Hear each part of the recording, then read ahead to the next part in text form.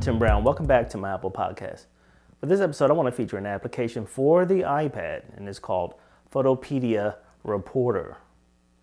Basically, it enables you to curate your own articles. Now, what does that mean exactly? I work as a curator of education in a museum. And in a museum, you have curators to oversee collections. Real objects. I'll put that in parentheses. Why? Because it's very different than curating content online. If you're going to work in a museum, you're going to have to be highly specialized. Online, anyone can become a curator. If you're using Flipboard, you can organize your articles based on My Magazines, where you assemble them, give a magazine a name, and then share it with an online community. These are objects that are not owned by you for you to protect. They're actually for you to share. Likewise with sites like Pinterest, where you can create pin boards of your own images, and or you can repin other images by other users and incorporate them into your pin boards. You're curating your own content, but this content is shareable. No one owns it. That's the difference between online content and curating actual objects in a museum. Now, I'm a curator of education. I also take the visitor seriously. And what's happening online really matters. For example, there are some museums that are really taking these new initiatives online quite seriously. Let's take, for example, the Rijksmuseum in Amsterdam. When you're using this application, you can actually create an account and create your own studio. And inside that studio, you can essentially curate your own collection using the image from the museum's collection. You can choose any category you want. And there are several different options for sharing your work as well, including sharing on Pinterest and Facebook. Fotopedia Reporter falls into that category. So let's go ahead and take a look at our featured application for this episode. So let's check out Fotopedia Reporter for the iPad. Now what you're looking at are the featured articles.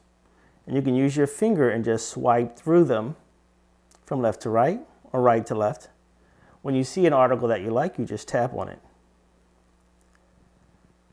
You'll see a title and then a short description underneath. You can leave a comment or choose to give it 2 stars or 5 stars.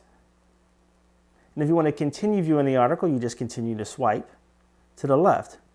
Each image will then be full screen with a short description underneath. To the left, you'll see that there's a ribbon, and you can save it to a personal magazine. This is very similar to Flipboard, which enables you to create My Magazines and then add all your subscriptions to that magazine. It's yours. You're curating them, but they're actually posted by others.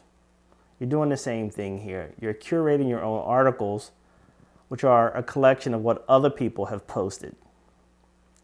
And this is a very nice option. You also can leave comments and so forth. And let's go back home. Now next to featured, you have popular articles. And you can browse those articles by going through all the different categories: places, arts, documentary, fashion and style, food and drink, historic sites, holidays and festivals, landscape and scenery, and so forth. And then there are the newest articles, same thing. And then there is me. So you can set up your own profile and you can start to create your own journals, your own articles. You can start out with a draft. With the draft selected, you hit the plus sign and immediately you're sent to your photo library.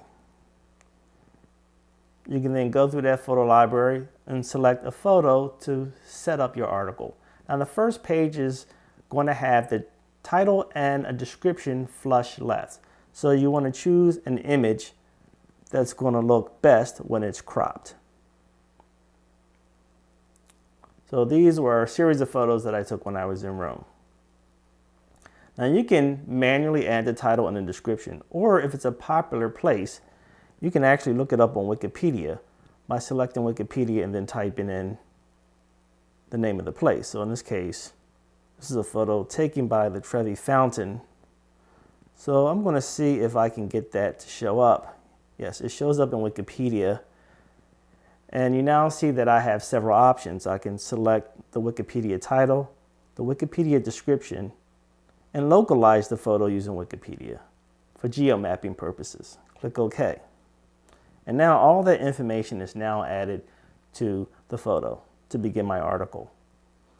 And you want to continue building the article, you just click the plus symbol and you browse through your library and import more photos. It's that simple. And you do every article that way. So Fotopedia Reporter is a lot of fun. You can curate your own articles, but you can also follow other articles. You can create your personal magazines. You're a curator. You will also receive messages on a regular basis from other people who are following you. And you'll see that in this red dot. So up here I have lots of comments and followers. You'll also see the activity of what other people are doing. If someone you're following has just followed a new person, that'll also show up in your feed. And this feed stays very active.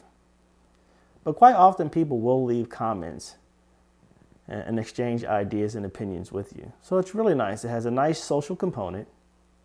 And again, like Flipboard, you can create your own personal magazines. You can curate your own content and yet browse articles that are shared by everyone. And that is the era we're living in today. We are curating our own content online. My name is Tim Brown. Thanks for tuning in to my Apple Podcast. Check me out next time.